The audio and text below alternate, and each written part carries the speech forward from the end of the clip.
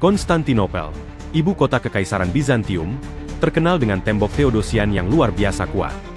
Tembok ini telah melindungi kota dari banyak serangan selama lebih dari 1000 tahun. Setiap batu yang menyusun tembok ini adalah saksi dari kegagalan banyak pengepungan, termasuk serangan besar dari bangsa Arab, Viking, dan banyak lainnya. Namun, seperti yang sudah banyak diketahui, kekokohan tembok Konstantinopel berakhir oleh penaklukan Kekaisaran Ottoman pada tahun 1453, di bawah kepemimpinan Sultan Mehmed II, atau biasa dikenal dengan Sultan Muhammad Al-Fatih, sang penakluk. Kisah ini menunjukkan mengapa penaklukan Konstantinopel tidak bisa dianggap biasa-biasa saja.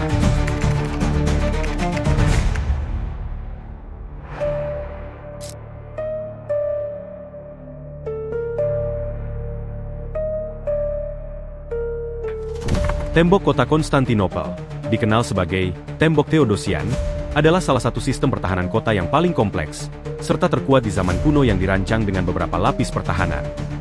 Setiap lapisan dilengkapi dengan menara dan gerbang yang sangat kokoh, membuatnya hampir mustahil untuk ditembus oleh serangan konvensional. Selain temboknya, Konstantinopel juga dilindungi oleh pertahanan laut yang canggih. Di pintu masuk Golden Horn, sebuah teluk strategis yang terhubung dengan Selat Bosporus, terdapat rantai raksasa yang ditarik melintang untuk menghalangi kapal-kapal musuh, mencegah invasi melalui jalur laut yang semakin memperkuat keseluruhan sistem pertahanan kota ini. Sultan Mehmed II adalah pemimpin dengan visi besar dan pemahaman mendalam tentang strategi militer. Pada saat itu, usianya baru 21 tahun, memimpin dan mempersiapkan pasukannya dengan sangat matang, membawa serta teknologi terbaru pada masanya. Termasuk meriam besar yang dirancang khusus oleh insinyur Hungaria, Orban, yang mampu menghancurkan tembok dengan daya ledak yang dahsyat, serta meriam-meriam sedang lainnya, yang totalnya ada 69 meriam. Setahun sebelumnya, Sultan Mehmed II memulai pembangunan benteng Rumeli Hisar di tepi Selat Bosporus, di bagian utara Galata, tepat di titik tersempit dari selat tersebut. Pemilihan lokasi ini sangat strategis, memungkinkan pengendalian lalu lintas maritim yang krusial. Ini mencegah kapal-kapal dari Laut Hitam memasuki selat, memotong rute pasokan dan bantuan menuju Konstantinopel, serta mengisolasi kota dari dukungan eksternal, yang pada tujuan utamanya memang untuk melemahkan Bizantium. Pembangunan benteng ini merupakan langkah penting dalam memperkuat posisi Ottoman menjelang pengepungan. Pada tanggal 1 April 1453, sebagaimana tradisi pengepungan pada umumnya, Sultan Mehmed mengirimkan surat kepada Kaisar Konstantin XI yang isinya adalah tawaran untuk menyerah dengan damai, namun tawaran tersebut ditolak mentah-mentah. Kaisar Konstantin XI telah mengirimkan pesan kepada aliansi kerajaan-kerajaan Kristen di Eropa untuk membantunya bergabung dalam menghadapi pasukan Ottoman. Akan tetapi, ia hanya mendapatkan bantuan dari Giovanni Giustiniani, seorang bangsawan dan komandan militer asal Genoa, yang datang dengan 1000 pasukan di bawah komandonya. Giustiniani nantinya ditunjuk sebagai pemimpin pengawal pertahanan tembok di sisi barat. Di perairan Golden Horn atau Tanduk Emas, pasukan Bizantium telah memblokade jalur masuk dengan pemasangan rantai panjang dari Konstantinopel ke Galata.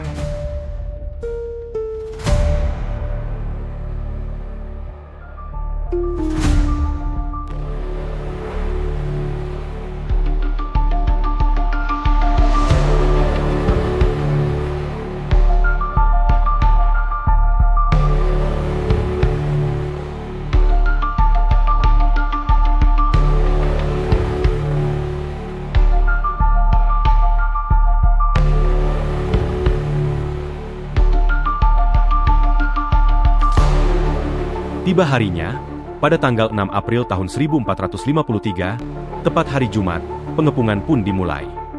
Lebih dari 80.000 hingga 100.000 pasukan Ottoman, berbaris 1,5 km jauhnya dari depan tembok Konstantinopel. Hal ini demi menghindari jangkauan dari pasukan pemanah Bizantium. Menurut sumber, Ottoman mengerahkan kurang lebih 126 kapal-kapal berlabuh di perairan luar kota Konstantinopel, sisi selatan dan tenggara dari tembok kota, di Laut Marmara. Di dalam kota, sekitar 7.000 hingga 10.000 pasukan Bizantium dan sekutu mereka bersiap menghadapi serangan yang tampaknya tak bisa terelakkan.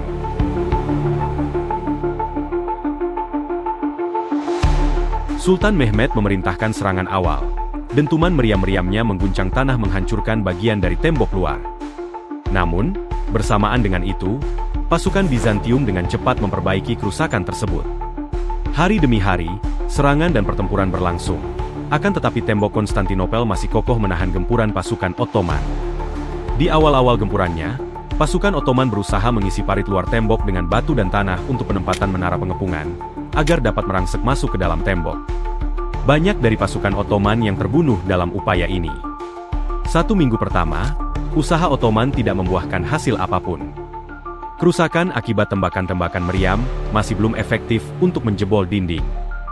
Lamanya durasi pengisian ulang meriam-meriam juga menjadi penghambat dalam radu waktu mengimbangi kecepatan perbaikan dinding yang dilakukan pasukan Bizantium. Kurang lebih sudah 1 bulan pengepungan masih belum ada hasil yang signifikan. Beberapa meriam juga telah rusak akibat penggunaan yang terlalu dipaksakan. Banyak dari pasukan Ottoman yang nampak terlihat sudah mulai putus asa. Di laut, kapal-kapal Ottoman juga belum mampu memasuki teluk. Ketidakberhasilan ini membuat banyak orang berpikir bahwa pengepungan ini hanya akan berakhir dengan sia-sia. Ditambah lagi, Sultan Mehmed II yang berusia 21 tahun kala itu dianggap terlalu muda dan bukan tidak mungkin membuat keputusan-keputusan yang salah. Di tengah situasi yang tak ada perubahan ini, Sultan Mehmed meminta Orban untuk melepaskan lagi tembakan meriam supernya. Namun Orban mengetahui resikonya bahwa hal itu dapat berakibat fatal. Meriam yang masih dalam keadaan panas tak dapat dipaksakan. Akan tetapi demi menghindari kemurkaan Sultan, meriam itu terpaksa ditembakkan. Dan benar saja, hal yang tak diinginkan itu terjadi. Meriam itu meledak dan menewaskan beberapa orang di dekatnya termaksud Orban. Setelah peristiwa itu, Sultan memerintahkan pasukannya untuk maju menggempur langsung di depan tembok. Pertempuran brutal dan mematikan berlangsung selama 4 jam. Banyak yang mati. Mayat-mayat tergeletak di depan tembok. Pasukan Giustiniani dengan susah payah menghalau dan berhasil memukul pasukan Ottoman untuk kembali mundur. Hal serupa juga terjadi di laut. Kapal-kapal saling bertempur. Besarnya ukuran kapal Bizantium tak mampu diimbangi kapal-kapal Ottoman. Di tengah situasi buntu ini, Sultan Mehmed menyadari bahwa untuk dapat menembus dinding kota, maka jalan satu-satunya adalah dengan merusak fokus pertahanan musuh. Sultan Mehmed menunjukkan kejeniusannya dan taktik gila yang pada saat itu dianggap hampir tak masuk akal oleh sebagian orang. Pada malam pertengahan April 1453, Sultan Mehmed memerintahkan pasukannya untuk mengangkut kapal-kapal melintasi daratan. Ia meminta pasukannya menebang pohon-pohon dan menggunakan batang-batang pohon yang dilumuri lemak untuk mengurangi gesekan sebagai jalan agar kapal-kapal bisa ditarik. Proses ini melibatkan ratusan prajurit yang bekerja sepanjang malam, menarik dan mendorong kapal-kapal melintasi bukit setinggi 60 meter dengan kemiringan 8 derajat sejauh 2 km. Dalam waktu 1 malam, sekitar 72 kapal Ottoman berhasil dipindahkan ke dalam teluk. Sementara itu, di dalam Konstantinopel, warga dan pasukan Bizantium sedang menghadiri perayaan Paskah. Suasana di dalam kota cukup tenang dan penuh doa, tanpa menyadari ancaman yang semakin dekat. Keesokan harinya ketika fajar tiba, mendengar berita tentang kapal-kapal Ottoman telah berada di dalam perairan. Sontak hal tersebut mengagetkan seluruh pasukan Bizantium dan orang-orang yang berada di dalam kota. Kejutan ini telah menghancurkan strategi pertahanan Bizantium dan mengguncang moral mereka. Penempatan kapal-kapal di dalam perairan Tanduk Emas merupakan manuver yang akan memperluas serangan Ottoman dari berbagai arah. Kini, pasukan Bizantium menyebar dan membagi fokus pertahanan mereka. Setengah dari pasukan yang menjaga tembok benteng di bagian barat dipisahkan ke tembok sisi utara, di tepi Teluk Tanduk Emas demi menjaga gempuran dari serangan kapal-kapal Ottoman yang telah bersiap menunggu perintah. Jatuhnya Golden Horn ke tangan Ottoman memperburuk situasi di dalam kota yang sudah terisolasi. Melihat kondisi ini, Giustiniani menyarankan Kaisar agar meninggalkan kota. Tetapi sang Kaisar menolak dan bersikeras bertahan dan bertempur hingga titik darah penghabisan. Menurut sumber, pada 22 Mei 1453, terjadi gerhana bulan total yang berlangsung selama 3 jam. Ini dianggap sebagai pertanda buruk oleh banyak penduduk Konstantinopel. 3 hari setelahnya, terjadi hujan deras yang diikuti dengan petir, yang menyebabkan banjir. Sementara itu, pada malam 26 Mei, cahaya aneh dikatakan muncul dari kubah Hagia Sophia dan melesat ke langit. Beberapa orang menganggap ini sebagai pertanda bahwa Roh Kudus telah meninggalkan katedral besar mereka, dan bahwa keselamatan kota tidak lagi berada di bawah perlindungan ilahi. Fenomena-fenomena ini dianggap sebagai pertanda bahwa kota akan jatuh, dan kehancuran sudah di ambang pintu. Beberapa bangsawan dan orang-orang kaya diam-diam telah keluar meninggalkan kota demi keselamatan. Mengetahui hal tersebut, Kaisar memerintahkan agar seluruh pintu dan gerbang kota ditutup, serta meminta seluruh orang untuk turut serta berjuang mempertahankan kota. Pada malam tanggal 27 Mei, Kaisar Konstantin bersama seluruh penduduk Konstantinopel memenuhi Hagia Sophia, melakukan ibadah dan doa bersama demi keselamatan kota, yang sepertinya akan menjadi ibadah terakhir yang dilakukan. Keesokan harinya tanggal 28 Mei, tak ada gempuran dan serangan apapun. Sultan Mehmed memerintahkan seluruh pasukannya untuk berpuasa sunnah dan melakukan sholat bersama. Hari itu, seluruh pasukan Ottoman menghabiskan waktu dengan lebih banyak melakukan ibadah dan mendekatkan diri kepada Tuhan. Sebelumnya, dalam tradisi dan kepercayaan Islam, tak ada kematian yang lebih baik selain mati dalam peperangan demi membela dan menyebarkan agamanya. Hal ini menjadi salah satu faktor yang menaikkan moral dan mengobarkan semangat pasukan. Tampaknya, Sultan Mehmed telah mempersiapkan serangan penuh untuk keesokan harinya.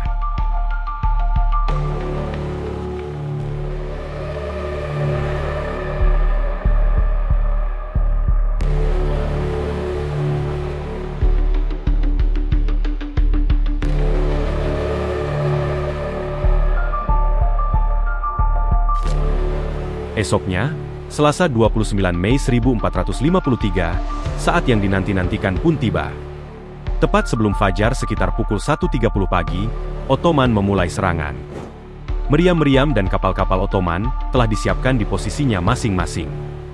Sultan Mehmed mengerahkan seluruh serangan penuh dari darat dan laut, memerintahkan pasukannya untuk menggempur habis-habisan. Tembakan meriam-meriam melesat menghancurkan tembok-tembok kota dari berbagai arah. Suaranya bergemuruh memenuhi udara. Pada pukul 7.30 pagi, tembok Konstantinopel itu pun berhasil dijebol, bersamaan diikuti oleh ribuan pasukan yang maju dengan semangat penuh merangsek masuk ke dalam kota. Pertempuran sengit terjadi di setiap sudut, pedang dan tombak saling beradu. Dengan susah payah pasukan Bizantium berusaha menghentikan, menyirami dengan minyak dan membakar pasukan Ottoman yang berusaha mencapai tembok, akan tetapi semuanya sudah terlambat. Pasukan Bizantium dibuat porak-poranda, ditambah jumlah mereka terlalu sedikit untuk bertahan. Alhasil, nasib kota ditentukan oleh pertempuran yang tak seimbang. Giustiniani, yang mengawal pertahanan tembok, turut terjun ke dalam lautan pertempuran. Ia berusaha dengan sekuat tenaga hingga akhirnya harus tumbang setelah menerima sayatan pedang di pinggang, satu anak panah di dada, dan satu di kaki kiri. Ia mundur dari pertempuran dengan dipapah oleh pasukannya. Situasi semakin tak terkendali setelah seorang prajurit Ottoman yang gagah berani, Ulubatli Hasan, berhasil memanjat menara tembok Konstantinopel dan mengibarkan bendera Ottoman, sebelum akhirnya syahid setelah bertahan menerima 27 anak panah yang menusuk tubuhnya. Usaha dan pengorbanannya itu tak sia-sia, karena bendera tersebut menjadi simbol kemenangan yang menyulut semangat pasukan di bawahnya. Di tengah kekacauan, Kaisar Konstantin dikabarkan ikut bertarung di garis depan bersama para prajuritnya. Dengan keberanian yang luar biasa, ia memimpin serangan, berusaha menghalau pasukan Ottoman yang tak habis-habisnya. Namun, karena jumlah pasukan Ottoman yang terlalu banyak, pertahanan Bizantium pun runtuh. Akhirnya, setelah 53 hari pengepungan yang brutal dan penuh darah, tepat pukul 2 siang, Konstantinopel jatuh ke tangan Ottoman. Tembok yang selama berabad-abad dianggap sebagai benteng tak tertembus, kini runtuh di bawah serangan yang tak kenal lelah. Teriakan kemenangan pasukan Ottoman bergema di udara, menandai berakhirnya sebuah era yang penuh kemegahan. Konstantinopel, yang dulunya merupakan kota kebanggaan dan puncak keagungan Bizantium, kini terbenam tinggal bayang-bayang. Hagia Sophia, yang sebelumnya menjadi simbol kemegahan, kejayaan, dan pusat spiritual yang agung, kini berdiri sebagai monumen bisu yang menyaksikan kekalahan dan penaklukan oleh Ottoman. Kaisar Konstantin dikatakan tewas dalam pertempuran tersebut, namun jasadnya hingga kini tak ditemukan.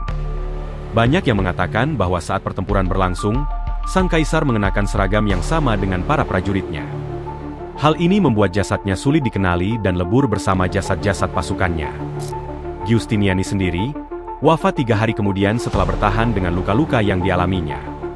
Saat sang sultan akhirnya memasuki Konstantinopel, suasana di kota yang baru saja jatuh ke tangannya itu dipenuhi dengan keheningan. Pada saat memasuki Hagia Sophia, ia disambut oleh pemandangan yang penuh dengan keputusasaan kaum Nasrani yang berlindung di dalamnya. Mereka berada dalam keadaan penuh kecemasan dan kebingungan, bertanya-tanya tentang nasib mereka.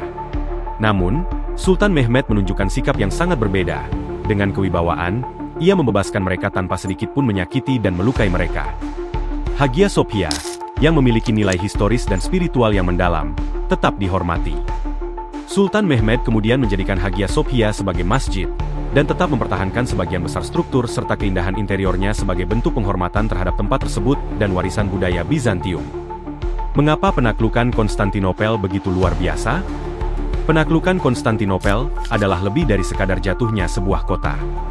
Ini menandai akhir dari Kekaisaran Bizantium yang telah bertahan lebih dari 1000 tahun. Keberhasilan ini merupakan hasil dari kejeniusan, inovasi, strategi, dan kepemimpinan visioner. Sultan Mehmed II dilihat sebagai pahlawan yang menggenapi sabda Nabi Muhammad, serta memberikan semangat bagi umat muslim dan menunjukkan bahwa kekuatan serta keberanian dapat meruntuhkan kemustahilan. Peristiwa ini sekaligus mengakhiri abad pertengahan dan memulai era Renaissance di Eropa.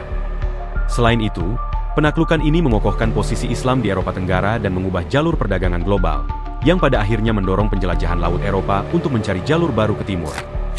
Penaklukan Konstantinopel juga memainkan peran dalam memicu periode penjajahan Eropa ke wilayah Asia.